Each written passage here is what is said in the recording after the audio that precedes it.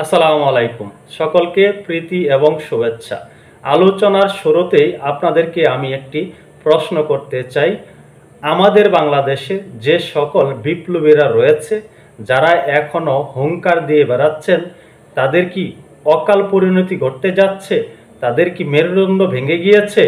তারা কি অকালে ঝরে পড়ে যাচ্ছে?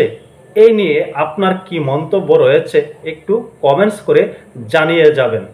আমাদের বাংলাদেশে ২০২৪ সালে জুলাই আগস্টে যারা সামনের সারি থেকে নেতৃত্ব দিয়েছিল, যাদের নেতৃত্বে একটি গণ অভ্যুত্থান ঘটেছে, অনেকে বলে থাকেন এটি বিপ্লব।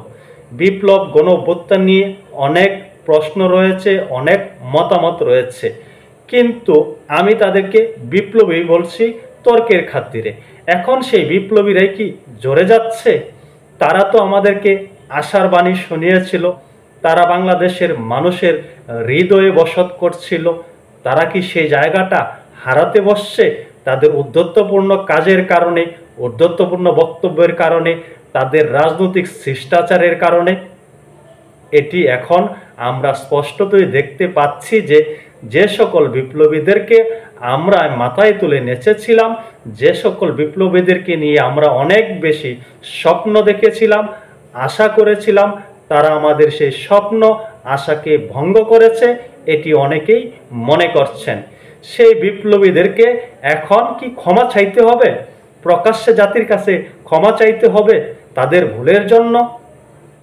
আজকে বাংলাদেশ জাতীয়তাবাদী দল বিএনপির পক্ষ থেকে সেই বিপ্লবীদের মধ্যে অন্যতম একজন হাসনাত আবদুল্লাহকে প্রকাশ্যে ক্ষমা চাওয়ার জন্য আলটিমেটাম দেওয়া হয়েছে। কেন দেওয়া হয়েছে তা সম্পর্কে হয়তো আপনারা জানেন। কয়েকদিন আগে হাসনাত আবদুল্লাহ একটি বক্তব্য দিয়েছিল কুমিল্লাতে। তিনি বলেছিলেন, আওয়ামী লীগের টাকায় বিএনপির রাজনীতি চলে, আওয়ামী লীগের টাকা দিয়েই বিএনপির নেতারা রাজনীতি করতেছে, আওয়ামী লীগকে তারা আশ্রয় প্রশ্রয় দিচ্ছে, এমন কথা বলেছিল। তারই পরিপ্রেক্ষিতে অনেক জলগুলা হয়েছে, অনেক আলোচনা সমালোচনা হয়েছে। এখানে আমার একটি বড় প্রশ্ন, সেটি হলো প্রকৃতপক্ষে কি সত্যিই কি আওয়ামী লীগের টাকা দিয়ে বিএনপি নেতারা রাজনীতি করতেছে? আওয়ামী লীগের টাকা দিয়ে বিএনপি নেতারা জীবনযাপন করছে? আমার কাছে বিষয়টা পরিষ্কার না। তবে আমার কাছে মনে হয় হাসনাত আবদুল্লাহ যে অভিযোগটি করেছেন এর তেমন কোনো ভিত্তি নেই। আওয়ামী লীগের কারা বিএনপিকে টাকা দেবে, কারা বিএনপিকে টাকা দিয়ে জীবনযাপন করবে বলেন তো দেখি? আওয়ামী লীগের যারা অকর্ম কুকর্ম করেছে, দেশ থেকে টাকা লুটে ফুটে খেয়েছে, তারা কি এই মুহূর্তে বাংলাদেশে আছে? তাদের অবস্থান কি বাংলাদেশে নাকি অন্য কোনো দেশে? তারা তো এই মুহূর্তে আমাদের বাংলাদেশেই নাই। তারা বাংলাদেশ থেকে এই মুহূর্তে নির্বাসিত। সেই আওয়ামী লীগকে নিয়ে টানা হেঁচড়া করে আওয়ামী লীগের দায় বিএনপির গাড়ে চাপিয়ে দিলেন হাসনাত আবদুল্লাহ। এই হাসনাত আবদুল্লাহরা কিন্তু এই ধরনের মন্তব্য পূর্বেও বহুত করেছেন, কিন্তু রাজনৈতিক দলগুলো মুখ বুজে সহ্য করেছে। তবে এই মুহূর্তে আমাদের বাংলাদেশে রাজনৈতিক অঙ্গনে একটি অন্যরকম খেলা চলছে, অন্যরকম প্রেক্ষাপট বিরাজ করছে। এখন কিন্তু মুখ বুজে সহ্য করার আর সময় নেই, সেটি কিন্তু আমরা স্পষ্টতই দেখতে পাচ্ছি। শুধু হাসনাত আবদুল্লাহ না, আরো অনেকে আছেন, তারাও কিন্তু এই মুহূর্তে ব্যাপক সমালোচিত ব্যক্তি হিসাবে জাতির কাছে প্রমাণিত। আপনাদেরকে আমি একটি যুগান্তরের প্রতিবেদনের অংশবিশেষ পড়ে শোনাচ্ছি। বিএনপির রাজনীতি আওয়ামী লীগের টাকায় চলে, জাতীয় নাগরিক পার্টির এনসিপি নেতা হাসনাত আবদুল্লাহর এমন বক্তব্য প্রত্যাহার করে নিঃশর্ত ক্ষমা চাওয়ার আহ্বান জানিয়েছেন কুমিল্লা বিভাগ বিএনপি।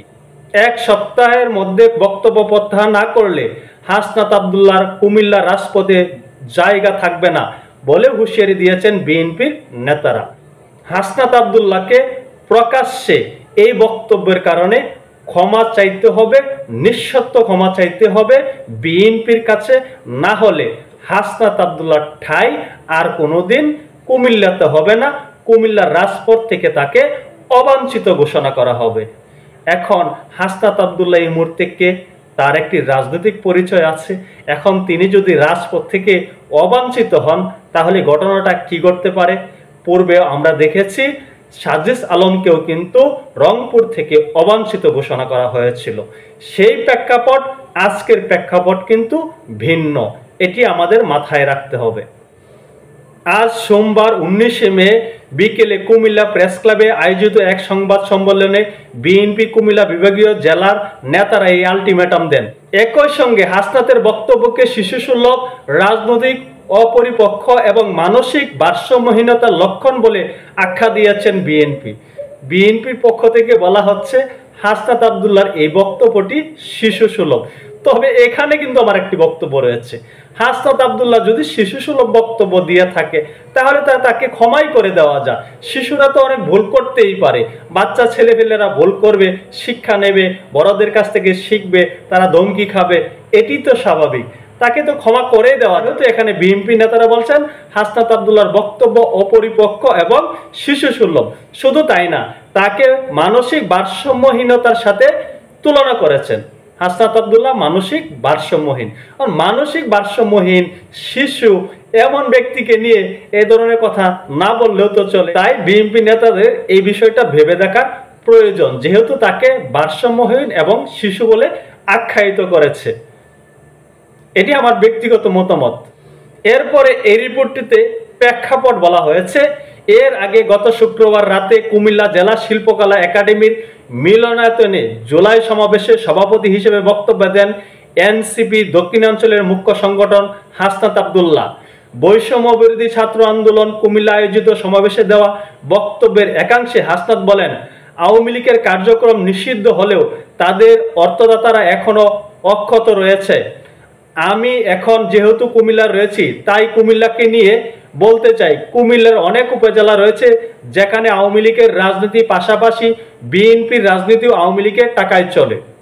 এটি একটি গুরুতর অভিযোগ। এখানে সরাসরি বলছেন কুমিল্লাকে নিয়ে কুমিল্লার বেশ কিছু উপজেলাতে আওয়ামী লীগের টাকায় বিএনপির রাজনীতি চলছে। বিএনপি একটি বড় রাজনৈতিক সংগঠন, এই মুহূর্তের প্রেক্ষাপটে বাংলাদেশের প্রেক্ষাপটে সর্বোচ্চ অবস্থানে রয়েছে বিএনপি। এখন বিএনপিকে নিয়ে যদি হাসনাত আব্দুল্লাহর মতন মানুষ এই ধরনের বক্তব্য দেন, এটি গায়ে লাগারই মতো কথা। আমি এই নিয়ে আগেই প্রতিক্রিয়া জানতে চেয়েছিলাম, আমি ভেবেছিলাম বিএনপি তাৎক্ষণিক প্রতিক্রিয়া দেবে, কিন্তু বিএনপি একটু সময় নিয়ে প্রতিক্রিয়া ব্যক্ত করেছে। এই যে হাসনাত আব্দুল্লাহরা এই পরিপক্ষ বক্তব্যগুলো দিচ্ছে, তাদের যে উদ্ধত্যপূর্ণ আচরণ, উদ্ধত্যপূর্ণ বক্তব্য, এর পরিণাম কি হতে পারে এটি ভেবেও কিন্তু অনেকে শঙ্কিত যে এই ছেলেদের প্রকৃতভাবে ভবিষ্যৎ কি, ওরা কত দূর এগোতে পারবে, এরা কি জোরে পড়ে যাবে, ওদের কি অকাল করুণ পরিণতি ঘটবে। হয়েছিলেন তাদেরকে নিয়ে স্বপ্ন দেখেছিলেন, আমার মতো যারা তাদেরকে নিয়ে অনেক বেশি আশা করেছিলেন, তারা কিন্তু এই মুহূর্তে মর্মাহত এবং শঙ্কিত যে ছেলেরা কি অকালে জ্বরে পড়ে যাবে। হতেও পারে তারা জ্বরে পড়েও যেতে পারে। এই মুহূর্তে আমরা কিন্তু বাংলাদেশে দেখছি বিএনপি এবং এনসিপি জামাতে ইসলাম একটি ত্রিমুখী রাজনৈতিক প্রেক্ষাপট বিরাজ করছে, ত্রিমুখী একটি রাজনৈতিক সংঘর্ষ বিরাজ করছে। যে কোনো মুহূর্তে এটি বড় আকার ধারণ করতে পারে বলে অনেকেই কিন্তু ইঙ্গিত দিচ্ছেন। আমাদের বাংলাদেশের যে সকল রাজনৈতিক বিশ্লেষকরা আছেন তারাও এমনটি মনে করছেন, যে দিকে বাংলাদেশ এগোচ্ছে, যে অপরাজনীতির দিকে এগোচ্ছে, একটি অরাজনৈতিক নিরপেক্ষ সরকার এই মুহূর্তে যে ধরনের রাজনৈতিক খেলায় মেতে উঠেছে, হয়তো আমাদের বাংলাদেশের জন্য এটি বড় ধরনের ঝুঁকি তৈরি করবে, বাংলাদেশের জন্য বড় ধরনের অকল্যাণ বয়ে আনবে।